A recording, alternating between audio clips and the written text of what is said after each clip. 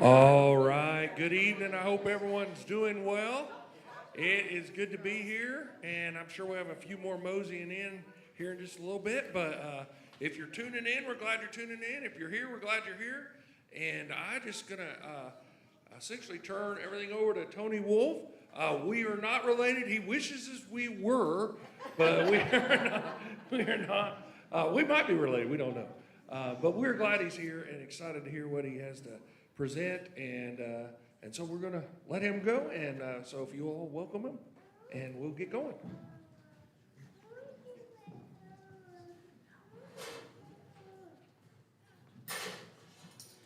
So I have spared no expense but to bring one of my finer musical instruments with me here tonight. This is a Oster 530C model. If you play one of these at home, you want to do it with the crumb tray down, obviously. It's a lot better acoustically, but you can read more about that in Toaster Player magazine. This is a song I learned years ago when I was in camp, and I need your help tonight. When I point to you, I want you to say, yeah, toast. Yeah, toast. Come on. Yeah, toast. All right, you guys are pros. This is called Toast. It goes like this.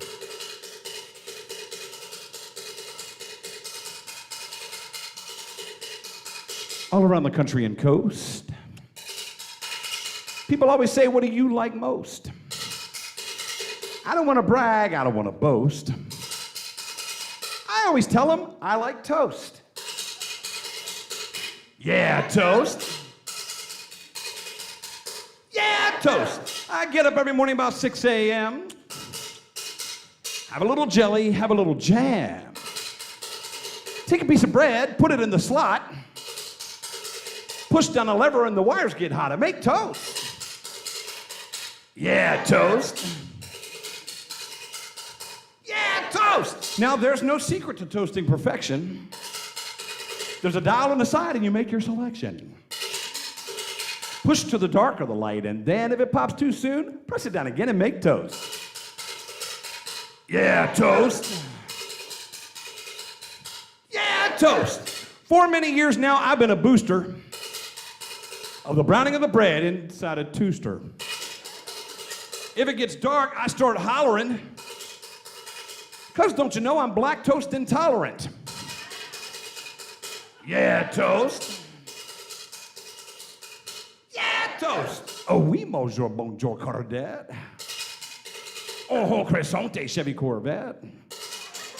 Marissa Valia, Eiffel Tower. Oh, oui, Marie, bon, get bonsoir. French toast. French toast. Yeah, toast. Yeah, toast. Yeah, toast.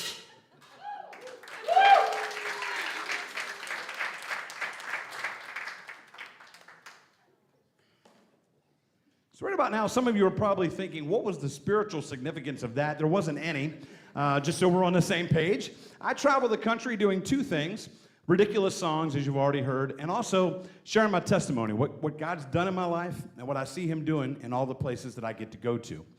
And so tonight, hang in there, probably at the 6:45 or 7 o'clock portion of the program, you'll be going, what did I come to tonight? Hang in there will be something for everybody. I live in Indianapolis, Indiana, but for the majority of my adult life, I have been a Southerner. So I love coming back to the South. I've actually lived in Tennessee and Nashville for about 8 years, lived in North Carolina for 9, Florida for 5. I actually went down there and I did ministry down there and met and married a Florida girl. But I started my travel career in Nashville, and at some point, my wife, about 13 years ago, comes to me and says, my brothers both just got jobs in Indianapolis. Can we move to Indiana? I said, sure. What I didn't realize when I said yes is that Indianapolis is not nearly as tropical as Tampa.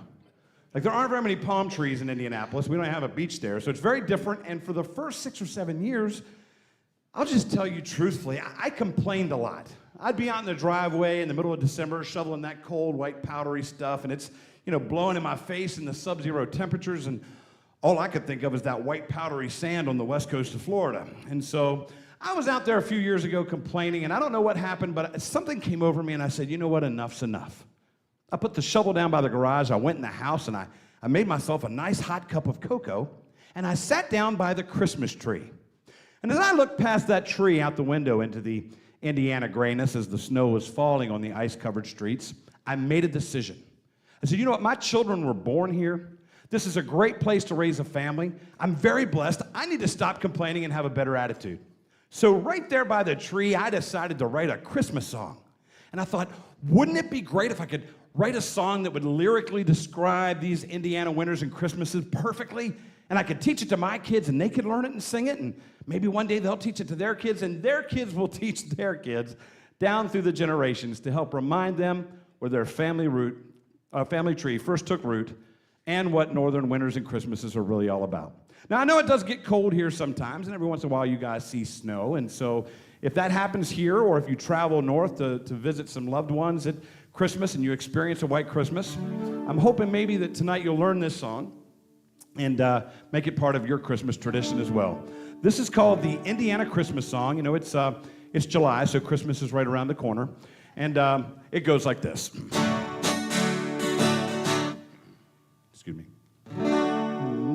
Us, we, them, me. All right, it goes like this.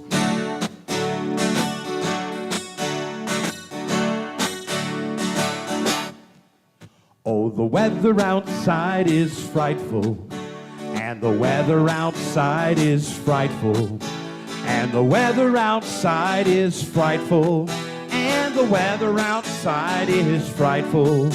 Oh, the weather outside is frightful, and the weather outside is frightful, and the weather outside is frightful.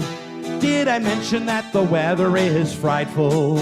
Oh, the weather outside is frightful, and the weather outside is frightful, and the weather outside is frightful, and that weather outside is frightful. Come on, you know the words. Oh, the weather outside is frightful, and the weather outside is frightful, and the weather outside is frightful, and the weather outside is frightful. Give yourselves a round of applause. Great job.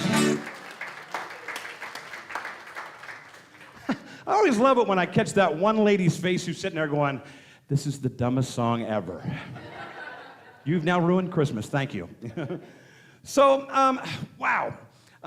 Years ago, when I first started my career there in Indianapolis, I got my first call for a gig, and it was, of all places, I was living in Nashville. It was from a church in Indianapolis. And they called me up and they said, we're a rather large congregation, and our pastor has taken a sabbatical, and so we're trying to find people who would fill the pulpit on Sunday, and we want to know, would you come up and preach? So I said, sure. I got up there, when they said large church, they weren't kidding. They had a little green room that I was in, and then all the people came in, and I came out, and there was about 2,000 people, this huge church. And I stood up there, but to my surprise, this was in early fall, like maybe late September.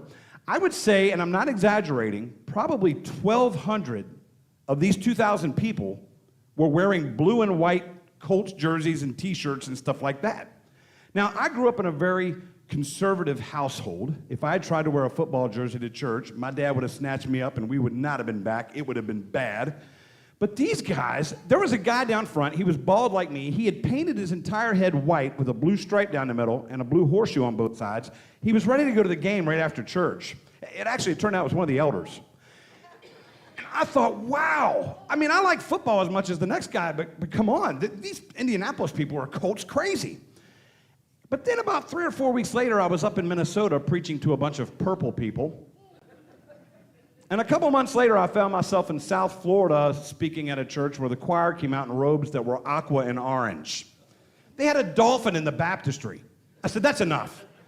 I mean, this is ridiculous. Ladies, you know what I'm talking about. Some of your husbands and sons, man, they can name every statistic, probably name every team. It's just ridiculous. So I decided to write a song about this epidemic of Christians loving their sports and especially their football. So this is kind of a newer song. I don't really know the words or chords yet, but this is called the Sunday Worship Song, and hopefully it will help you to think about the really, truly important things about Sundays and not trivial stuff like football. It goes like this.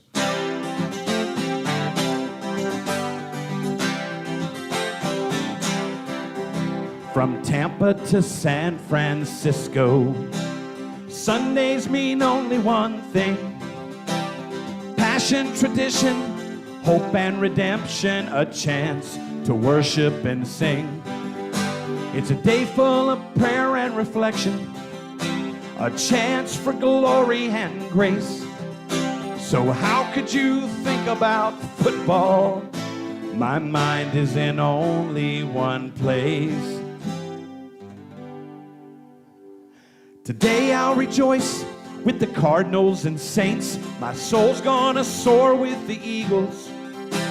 The Lord will sustain us while facing the Giants as honest patriots. Yes, as honest patriots. As sure as Daniel walked from the lion's den, the Lord bears all of our burdens. And one day he'll return like a powerful titan on a mighty white Bronco, that's certain. But today I'll rejoice with the Cardinals and Saints. My soul's gonna soar with the Eagles. The Lord will sustain us while facing the Giants as honest patriots. Yes, as honest patriots. So why should I care if the Rams play the Packers, or the Vikings beat the Jets or the Browns, or the Seahawks demolish the Ravens, or Jags or the Dolphins take the Bills down?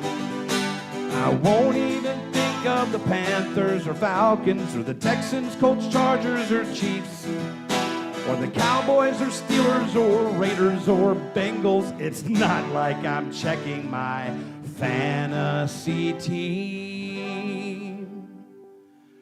'Cause today I'll rejoice with the Cardinals and Saints. My soul's gonna soar with the Eagles.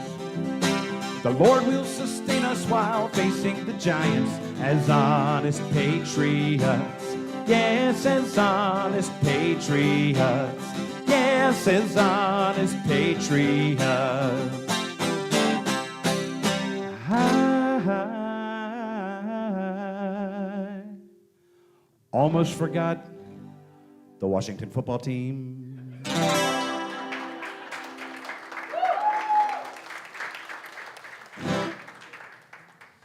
Well, there's another situation I've noticed in all my travels with churches. I pick up on this as I travel to a different church, a different city every weekend. And lots of churches anymore, I don't know how things are here, but if they tell you services start at 10 o'clock, what they really mean is it starts at about 10:02 or 10:03. Now, we had a pretty prompt start tonight, so that was really impressive. Because sometimes I'll go to a church and they say we start at 10:30. Man, it could be 10:35 or even 10:40. And I think there's lots of reasons for this. You know, not all of us are morning people, and sure, sometimes Saturday nights can kind of keep us out late, but I think the real problem is this. We're not worshiping on Friday morning or Tuesday afternoon or Monday night. You know, Jesus calls us to a lifestyle that's 24/7, not to just an hour out of our week. And so tonight I want to play a song for you. When I was a kid, I was always the last one out of bed on Sunday morning, the last one to the shower, the last one to the car, and I mean to tell you, my mom would wear me out from the house all the way to the car. You better get in that car, we're going to be late again, it's going to be your fault, your dad's going to be furious. 5 minutes later, we get out of church and she's like, good morning, God bless you, how are you?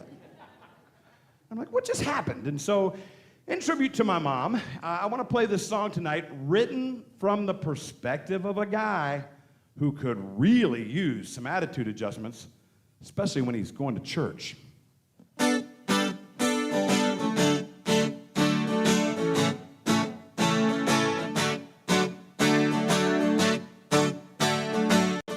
It's a beautiful sunny day. There's not a cloud in the sky. I smelled the warmth of a coffee shop, and so I had to go inside. I ordered up an espresso, but as it were by chance, the waitress dropped my tray and boiling coffee spilled all over my pants. On any other day, I probably would have jabbed her with my fork. But I'm going to church to hear about the love of the Lord. I've got a wonderful wife, a smart daughter, and a handsome teenage son. We're really close and we love each other. Yes, our little family is one. My boy said, Dad, I'm not going to church today. And I just rolled my eyes. Then I proceeded to beat him until he thought that I was taking his life. I said, boy, if you don't get in that car, well, they will never find your corpse. We're going to church to hear about the love of the Lord. La la la la la la la la la la la la. Well, now we're driving to Sunday school when a sports car cuts me off. Now I could choose to be filled with rage or to simply just blow it off. It probably wasn't the right thing to do when I ran him off the road. And I kind of felt guilty when I saw his car flip and explode. Now I don't know what's behind me, but I know what I'm headed for. I'm going to church to hear about the love of the Lord. I'm going to church to hear about the love of the Lord. Sing along, boys and girls, okay? La la la la la la la la la la la. The words are la la la la. La la la la la la. La la la la la la. Now just those of you in blue chairs. La la la la la la. La la la la la. Everybody. La la la la la la. La la la la la la. Give yourselves a round of applause. Great job. Wow. That was impressive. You guys catch on quick. So, I want to play kind of a weird song for you now. I like to mix things up, and this is a love song. You know, people hear the name Tony Wolf, they think love songs, and this is kind of different because we have all these love songs about these high school sweethearts and this new love and all this. This is a story of a song about two people who have lived and loved a lifetime, and now they're in the twilight of their lives, looking back over the decades at this legacy of love they've left behind them. And in the story, the lady's name is Flo, and the man's name is Ebb. And so the song is called Ebb and Flow. And it's a nice little story, a nice little song, and it goes like this.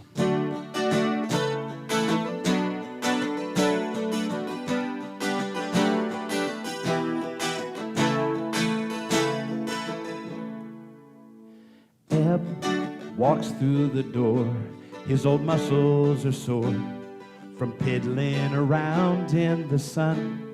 And Flo, she's always there, iced tea by his chair, with praise for the work he has done. And even though this morning is like every morning, it's a comfort when you're growing old. They're satisfied just to wake up alive, and that's the good life of Ebb and Flow. After lunch, the dishes are done, her stories are on. She lives for the days of our lives, and he's out like a light, snoring with all his might, but he secretly dreams of his bride. And even though this day is is like every day. It's more precious than diamonds or gold. The sweet, simple things like stories and dreams. That's the good life of ebb and flow. Together they weathered the storm. With unwavering love they held on till the light would break through the clouds, and they laugh and they dance in the sun. Flo kisses Ebb's nose, to the bedroom he goes, while she stays and turns out the lights. And when they're finally tucked in, he turns with a grin. In his arms he holds her so tight. And even though this evening is like every evening, it's this time they cherish the most. Two lives intertwined and feeling so close. Each silently prays they're the first one to go. That's the life of ebb and flow.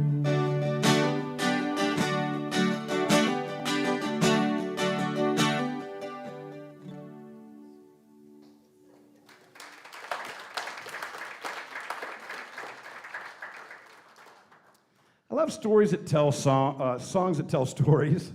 And oftentimes, today I had about a 6.5 hour drive to come down here and listen to the radio all day, and I hear these old songs and they get stuck in my head. And today I heard a song I had not heard in years. And again, it's just a great story. Some of you will remember this song, and please feel free to sing along on the chorus. I can tell tonight you're a sing-along crowd by the way you're all facing forward. And so if you remember this song and you want to sing it, please feel free. But this is a great story about fathers and sons and families, and just really realizing that every day is a gift.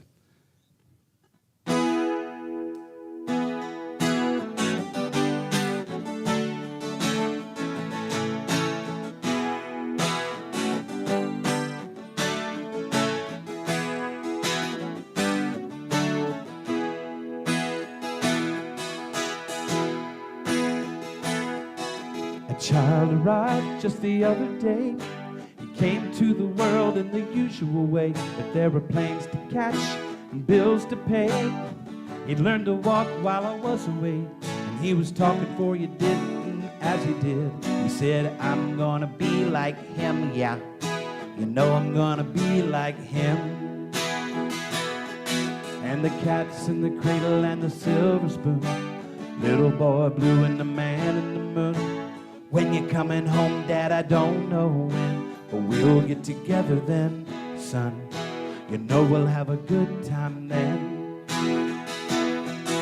My boy turned 5 just the other day. He said, thanks for the ball, Dad, come on, let's play. Will you teach me to throw? I said, not today, I got a lot to do. He said, that's okay. But as he turned away, his smile never dimmed. He said, I'm gonna be like him, yeah. You know I'm gonna be like him. And the cat's in the cradle and the silver spoon, little boy blue and the man in the moon. When you're coming home, Dad, I don't know when, but we'll get together then, son. You know we'll have a good time then.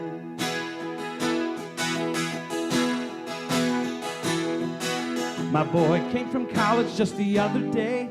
So much like a man, I just had to say, son, I'm proud of you. Could you sit for a while? He shook his head and he said with a smile, what I'd really like, Dad, is to borrow the car keys. See you later, can I have them, please? And the cat's in the cradle and the silver spoon, little boy blue and the man in the moon. When you're coming home, son, I don't know when, but we'll get together then, Dad. You know we'll have a good time then.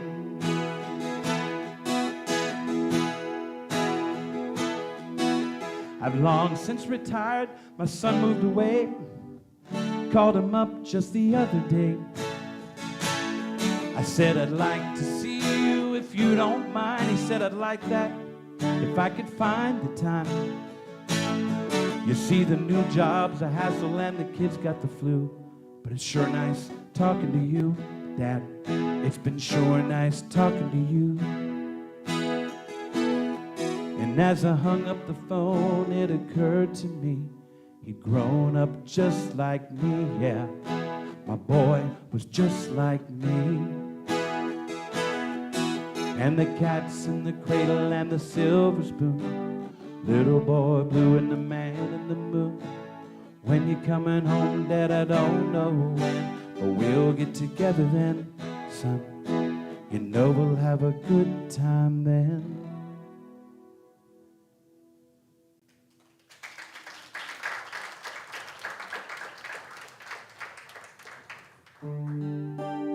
So I'm going to play one more song for you guys, and then I'm going to kind of talk, and we should be on here. Should be on here no later than 10 o'clock tonight. This is a song I've sung in every church I've stepped foot in since I first laid eyes on my first child almost 20 years ago now. I've got 3 daughters that are 19, 18, and 16, and I got a son that's about to turn 14, and suffice to say, I always hear people say this, and now I've experienced it. It goes by way, way, way too fast. I want to play this last song, and this is kind of a daddy-daughter song, but it's also about the most important thing in life, and that is how and where we spend our eternity. This song is called Forever, and it goes like this.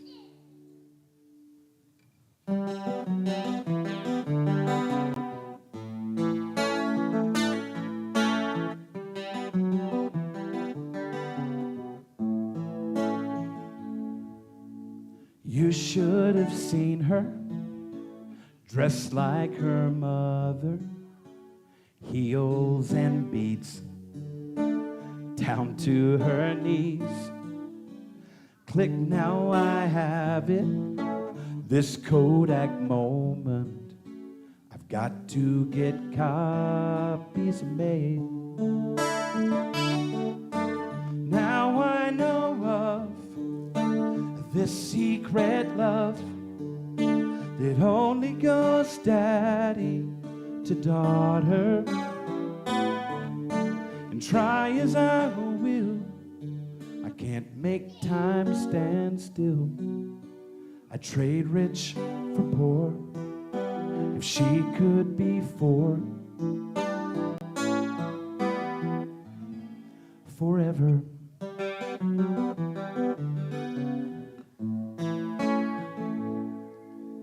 Who gives this woman to marry this man? Her mother and I thought I would die. The reception begins, but it hasn't set in. I just gave my girl away. Her bedroom is bare, it doesn't seem fair. I've traded my child for some pictures. I'd give my whole world for that little girl to dance through my door. I wish she were forever.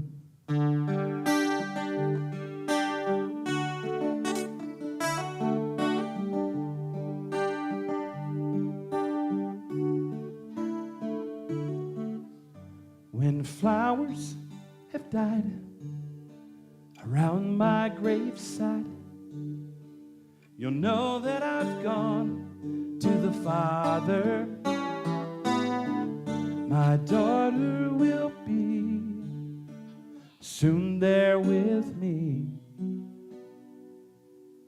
but we'll be transformed to children of 4. And we will be forever.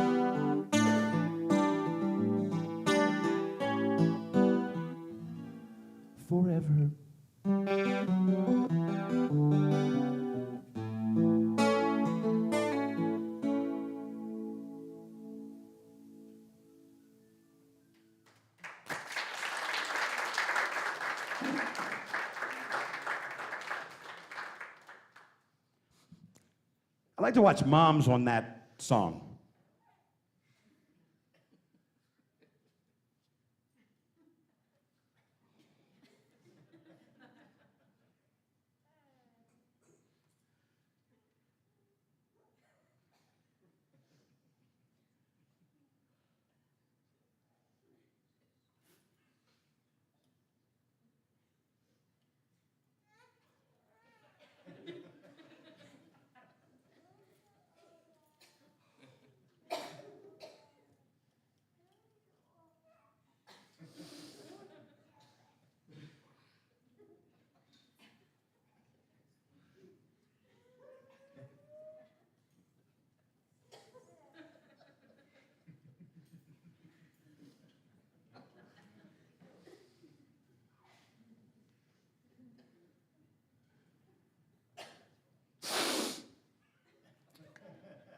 I like that better than his Christmas song.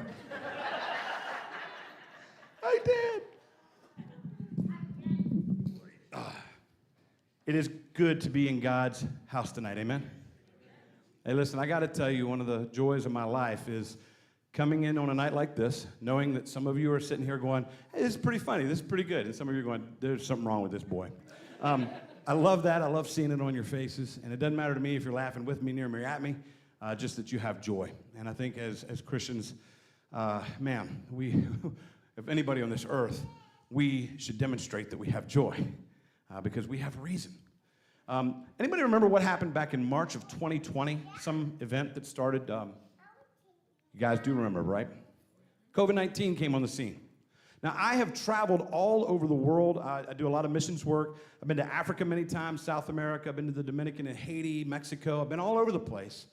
And of all the places I could have been in March of 2020, I was standing in the streets of Tombstone, Arizona. I was out there with the Sidewalk Prophets, the band, and we were doing concerts in Southern California, coming across Arizona, and we pulled into this church in Tucson in the morning, and I looked at my phone and I was like, hey, Tombstone is only like an hour and 15 minutes. I'm gonna drive down there, and I'm gonna check out all the history about, Wyatt Earp and Doc Holliday, and, I'm your Huckleberry and all that stuff. I'm gonna go down there and check all that out. I got down there, and I'm standing right in front of the OK Corral where they had the famous gunfight. And I get a message from the tour. They said, hey man, we're not sure what's going on, but apparently there's some kind of virus going around. Mercy Me just canceled their tour. The pro basketball stopped their games at halftime. Major League Baseball just shut down all of their spring games. We're gonna do the show tonight in Tucson, but then we're going home. Oh, but don't worry, we'll start doing shows again in April. Yeah, that never happened. And as I'm sure you're aware, not only was that industry shut down, the one I work in, all the guys that I do ministry with and travel with, we were out of work for well over a year. All of us doing things like, I drove DoorDash and Uber and did construction jobs, whatever I could, just like the rest of us, to keep our families, going. And so I went back up that night, we did this show in Tucson, and I called my wife and I said, honey, I'm just gonna get a flight home in the morning. And right before I went to bed, I started checking flights, and I found out the airports are shutting down. The flights are all being canceled. So I started to panic, and I started to make phone calls. Eventually, I secured a rental car. And I called my wife, and I said, honey, I'm about to drive all the way from Tucson, Arizona, home to Indianapolis, Indiana. She said, that's great. I need you to stop in every major city along the way at a Target or a grocery store and find us some toilet paper. And so in less than 24 hours, I went from being on this great tour with all these rock bands, Christian rock bands, to now I'm on Angel Soft tour. And if we ever have another situation and you run low, don't go out to Albuquerque or Lubbock or Dallas, but Oklahoma City had plenty. I don't know if they make it there or what, but just a little inside information for you there tonight, free of charge. I got home and things were different for a good while. And to cut to like the point of me even bringing this up, my wife and I in June of that year of 2020 started having that talk. When something really kind of devastating happens in your work or whatever, sometimes you got to have that talk. We're going to sell the house, or what are we going to do here? We had no idea how long this thing was going to go. But in the midst of that, I started getting phone calls from churches. And they all were saying the same thing. Man, our minister has been going nonstop since this thing started. Could you just come in and preach a week for us and just give him a little downtime? So I started going out and preaching to these churches that this could be a church of about 300 people, and this would be the crowd. There wasn't a ton of people, but the people that showed up, I could see on their face this blank stare. Just people needed to be encouraged. And I've not forgotten that. And as I processed that, I began to realize, myself included, we all need some reminders that even in tough times like that, we are still incredibly fortunate and blessed people, aren't we? And I know it's not popular to say this anymore, but having traveled the world, I don't care. We're fortunate that we live here. We are fortunate to be Americans. Yesterday we had July 4th, and I know for the younger we are in this country now, maybe it's lost a little bit, I don't know. Maybe it doesn't mean quite as much. But man, the reminders yesterday of just how much sacrifice, how many lives were taken so that we could enjoy freedom, so we could come in a room like this and laugh and hang out with our friends, but also hear some words of encouragement, hear some scriptures, and worship together. Man, don't ever take that for granted, because there's not a whole lot of places that you can do that like you can do it here.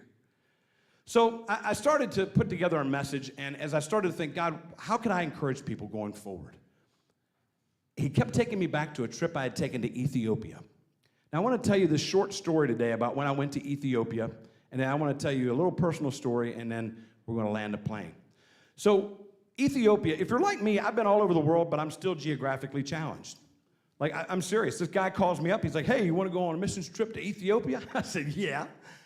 Went home and Googled Ethiopia. I knew it was in Africa, but I didn't know where.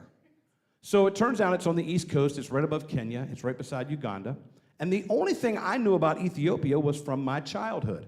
Now, I'm going to ask this question tonight and probably age myself here a little bit, but I want to see a show of hands. How many of you tonight remember back in the 1980s when Michael Jackson and Willie Nelson and Kenny Rogers and Cyndi Lauper and Ray Charles and Stevie Wonder, all these musicians got together and they made a song. Anybody remember this? Yeah, what was the name of the song? I heard a lady right back here, this lady right here in the white flowery top. You're our music trivia winner tonight. You win this lovely drum set. You can pick that up after the show, and I'm not responsible. We Are the World. And I remember this vividly because as a teenager, every Saturday morning, I would turn on my radio. See, that's how we used to listen to music back in the day. We had this box called a radio. We'd turn it on, and the songs would come out. It was really cool. And every Saturday morning, for almost a year, I would turn on that radio, and I would hear the same thing. Coming in this week at #1, USA for Africa, and We Are the World. I'm Casey Kasem. For almost a year, that song was #1. But what I didn't know as a teenager at the time, and it turns out this is true, Stevie Wonder and all those guys, none of them, Michael Jackson, they didn't take any money from that recording. Instead, they funneled all of the proceeds into the famines that were taking place in Africa, largely in Ethiopia. Then they did Live Aid, the big concert at Wembley Stadium in London, and Queen and the Rolling Stones and Run DMC and all these various groups went and they played there. And again, all of the money went into the famines that were taking place. The first day I got to Ethiopia, I met a man who shared his testimony, and he said the weirdest thing in his testimony I've ever heard in my life. This is what he said. I did not know Jesus Christ until We Are the World. I was like, oh, okay. And I went out with my phone out back, and I looked. I was like, was one of the old Christian singers like Sandy Patty or Amy Grant or somebody in that? And I didn't know. There were no Christian singers involved in We Are the World. 2 days later, I heard another man. I accepted Jesus Christ during USA for Africa. By now, I'm like, all right, what is going on? I went to the pastor and I said, hey, what are they talking about when they keep bringing that up? And he said, well, you have to understand, to be able to distribute that much food and clean water to millions of people on our continent, it required tens of thousands of volunteers to come from all over the world. They came from Australia, Canada, the UK, the United States. And the majority of these volunteers were Christians. And they weren't just sharing Jesus by the things they said. They were being the hands and feet of Jesus to our people who were dying. Yeah, economically, because of that, Ethiopia went from a place of complete and total despair to today, near respectability. But better than that, in the 1980s, the name of Jesus spread through Ethiopia like never before. Isn't it amazing how God could take something completely and totally secular in nature, but use it for the building and strengthening of his kingdom? Our God is an awesome God. I want to back up just a little bit before I tell you this story. I was in the plane flying across the Atlantic somewhere on the way to Ethiopia, and a terrifying thought occurred to me. I don't even know why it took me so long. But all of a sudden I thought to myself on the plane, wait a minute. What are we going to eat the next couple weeks? I'd been on a lot of missions trips, but I remember I was like, Ethiopia, they used to not even have food there. Like, I wonder what I'm coming into. And don't judge me. I go to a different church here in America every Sunday, and there's a new ministry, thank goodness, that's been sweeping the nation. I don't know if you guys do this here or not, but 9 times out of 10, I go into a church on Sunday morning anymore, and there's a lady in the church, typically she's an elderly lady, and she approaches me with a white box. Have you seen this done? It's everywhere. She comes up to me with the white box, and she always asks the same question. Would you like a donut, son? And every time they ask me this question, I think the same thing. Look at me. Of course I'd like a donut. I mean, I ain't gonna lie, I'd like a whole box of donuts if you got one extra, you know? You're gonna ask a chubby guy if he wants a donut, you know? And so we land, and I'm still kind of freaked out a little bit, right? So they take us to this ministry center. They said, we're gonna tell us everything we're gonna do while we're here. Well, as they're going in there, guys are starting to pray and get serious. I mean, they're getting in Jesus mode. I noticed next to the ministry center, another building with a big sign that says, such and such pizzeria.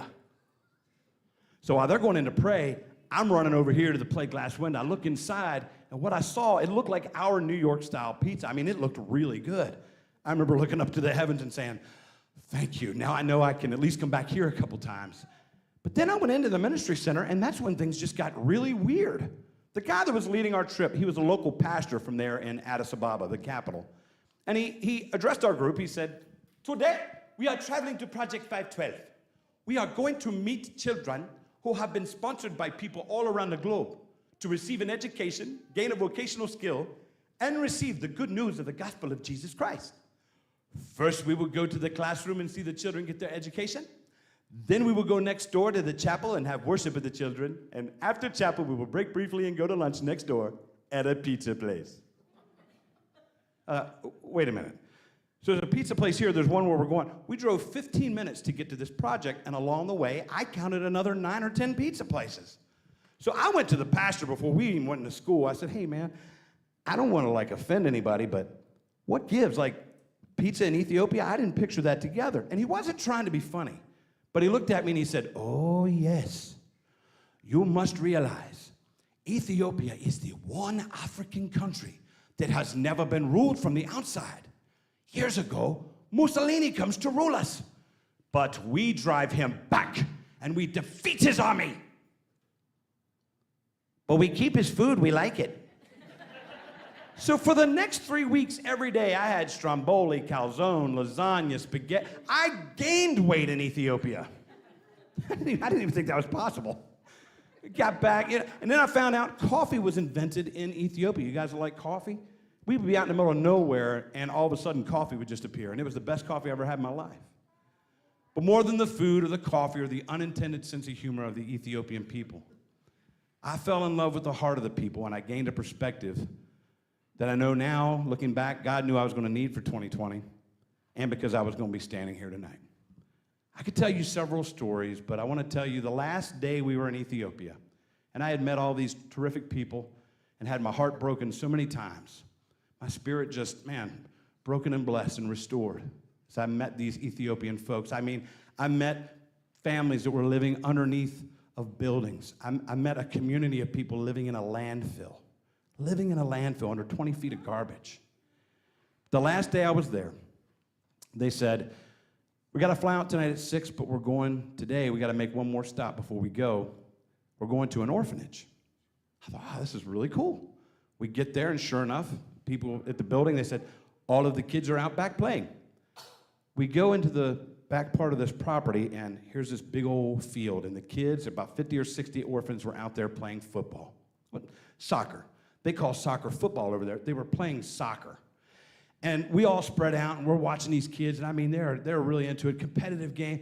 All of a sudden, I noticed there's one young man standing, like, right in the middle of the pitch. He's right there at midfield, and he's just looking across. I look, everybody was gone. It was just me. Then he does this. And he starts running across the field, and I thought, I think this guy's going to tackle me. I started to back up. He was coming at me.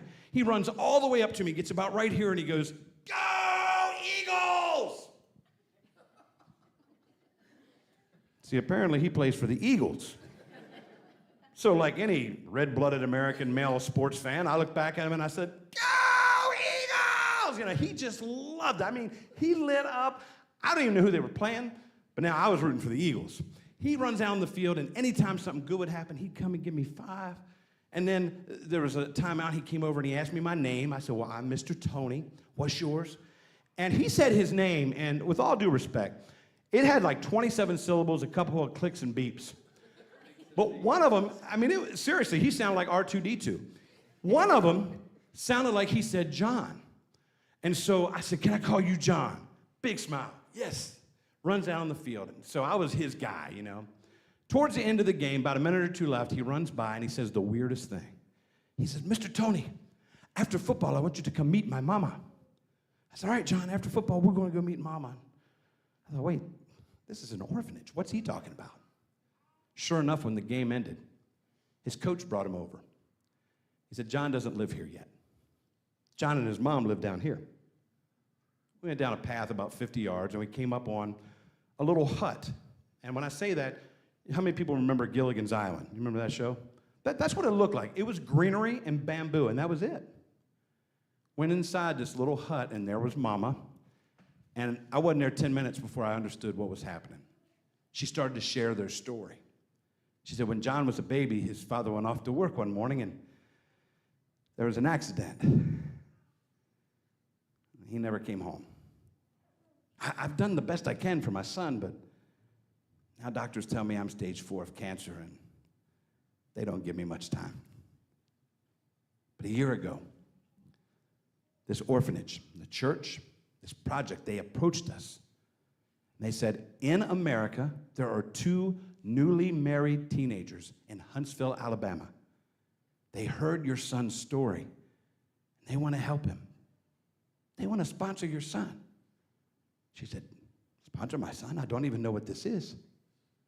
But after that day, every day, my son has been allowed to attend this school right down the street. It's the best in Addis. He stays after school and they teach him to play football, but they also teach him to work on cars. So when I'm gone and he becomes a man, he'll have a good job. He brings home food and clean water for us every day, shoes. We've never had this. 6 months ago, my son received a letter from those 2 teenagers in America. They told my son their stories about how they came to know Jesus Christ. They shared scriptures with my son. They told my son that they loved him. My boy read that letter over and over and over that night. The next day, he was so excited, he ran down the street to show it to Pastor, and about an hour later, Pastor baptized him in that river right over there. Pastor brought him home to tell me the good news, and so he could dry off. And about an hour after that, I myself was in the exact same river doing the exact same thing. I could never repay this. And I'll never forget, she looked at us and she said, "Now I know, because of our great God and 2 of his young servants in America, no matter when I leave this place, my boy will never be an orphan." You guys know what James 1:27 says? Don't worry, no one else does either. James 1:27 is a verse we don't talk about much in church, and frankly, I feel like it should be like John 3:16, you know? One of these verses, Jeremiah 29:11, that we can just reel off. James 1:27 says this: "Religion that God accepts as pure and faultless as this, to look after orphans and widows in their distress, and don't be polluted by the world." That's what the Word of God says. Acceptable religion in God's eyes? It's when we look after those in need. I love that verse. I was born in August 1968. That's right, I'm 84 years old. And the moment I was born, I was placed immediately into an orphanage. That's right.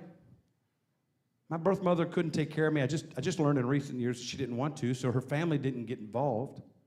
And I started my life as an uncared for, unwanted orphan. But while all that was going on, and this is my final story tonight, across town there was a 17-year-old girl, a teenager, writing her husband-to-be a letter. See, they had just graduated, she had just graduated high school. They just got engaged. But a week later, that young man got drafted into the U.S. Army and went off to serve in Vietnam. So he's on the other side of the planet. And she writes him a letter and she says, I have been praying for you every day since you left here. Praying wherever you're at today, you're safe. Praying this war would end. Praying all of you guys would just come home. But every day when I've been praying, God's been laying on my heart this calling, this desire to be a mom.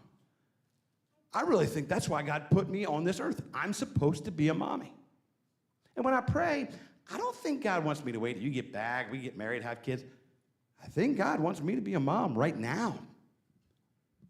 That young soldier got that letter. He was excited, you know.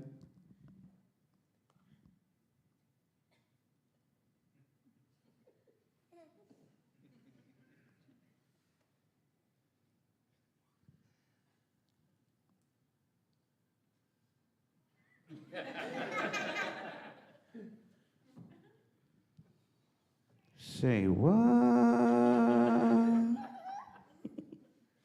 I wish I could have seen his face.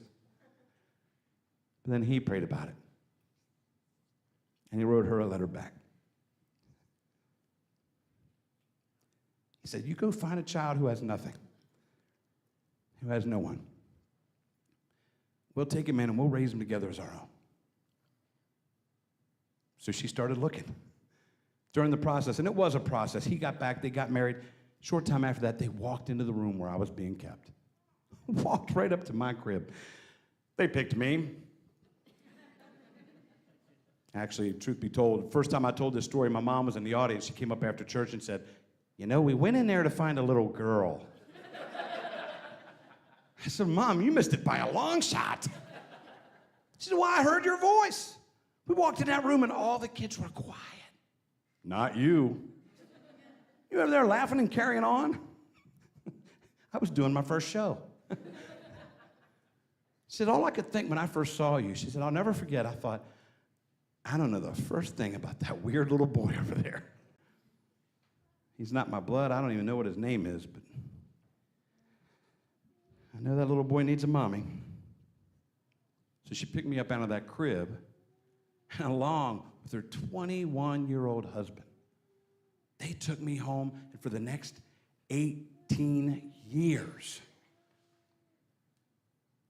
no, for the next 40 years, anytime I needed anything, I always had a roof over my head, clothes on my back, shoes on my feet. I got to play baseball and go to school. I was taken to church even when I didn't want to go. I was that age for a while. That was the first time I ever heard anything about God or Jesus or any of this, was when my mom would take me to church on Sunday.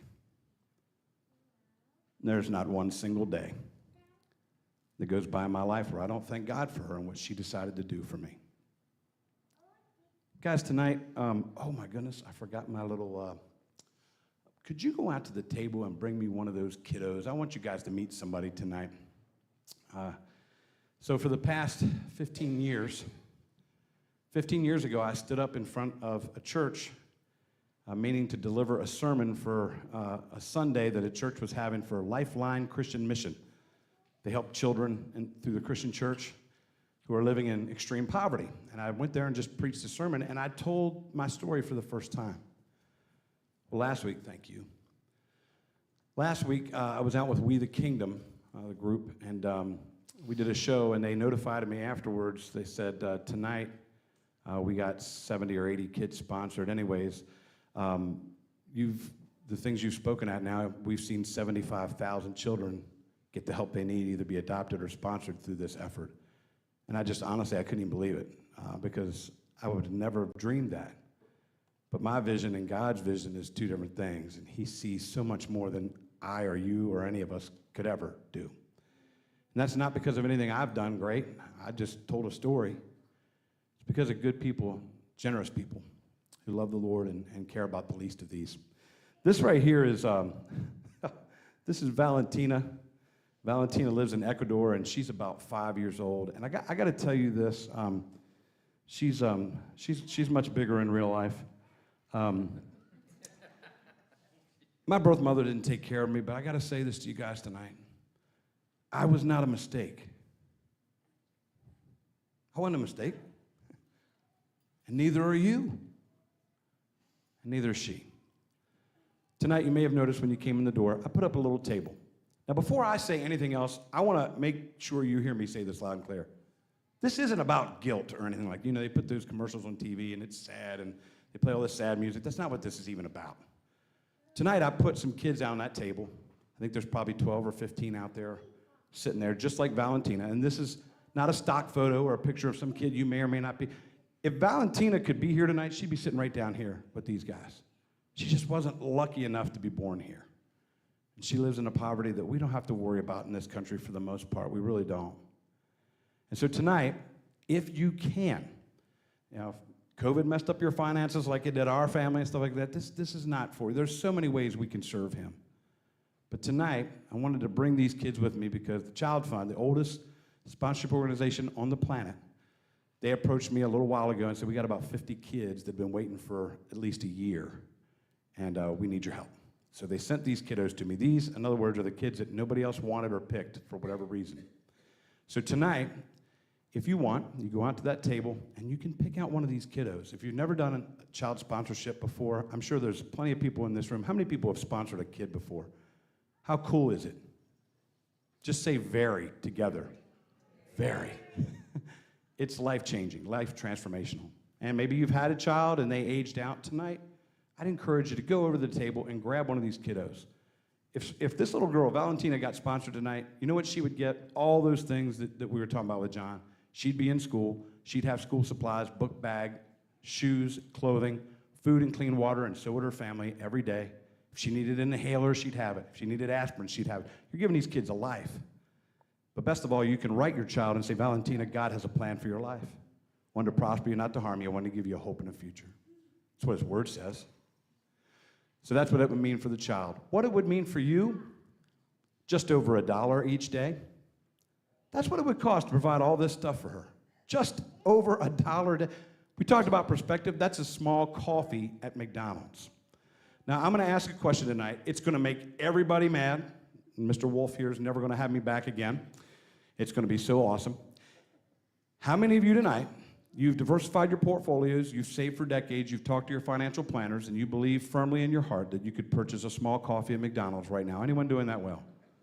Bank presidents, CEOs. This is the part where everyone puts their hand up. I saw that baby back there. She was like,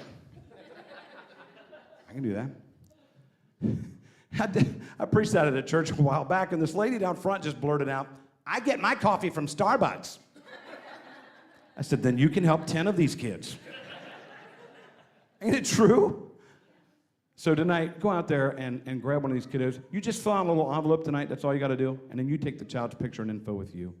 Man, this is a way to change the world. And I've been so blessed. I can't even believe I get to do this every day. But I know what it's like, because when I went out there on that soccer field in Africa, it was like God tapped me on the shoulder and said, hey, bud, if you were born here, you would have been on one of these packets yourself. And that's the truth of it. I want to pray for you, and I'm going to turn things over to the powers that be. They're going to tell you what's happening next, and then we're going to dismiss. Would you pray with me? God, thank you so much for being so good to us. The old hymn says, count your blessings, name them one by one. Lord, if we did that and we were being honest tonight, we'd be here till a week from next Thursday, and we'd still forget all kinds of stuff. You are so good to us. Lord, I pray that tonight every heart in this room has been challenged and maybe changed in a way that maybe they say, I can help out a little girl in Ecuador. I can go out on a coffee.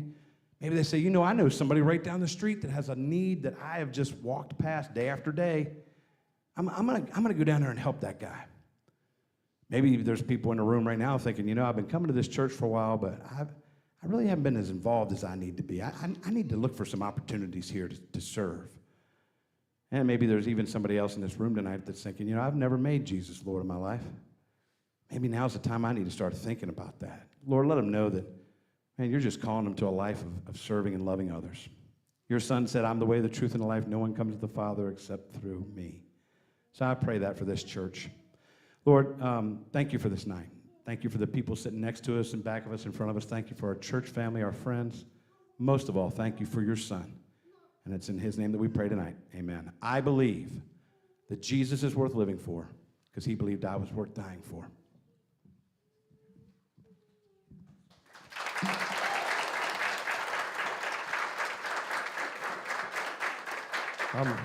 I'm doubling up here. I hope that you were blessed. I know that I was, and encouraged and challenged. And so I thought his prayer was the great way to end tonight. So we're going to just end with that. If you would like to participate in that, I would encourage you to go look on the table and see what you can do to help people across the world. So thank you for being here tonight. Oh, one other thing, forgot to ask. If you can come over and help us put the inflatables back up here in just a little bit over at the pavilion, we'd appreciate your help with that too. All right, you're dismissed. Thank you for being here.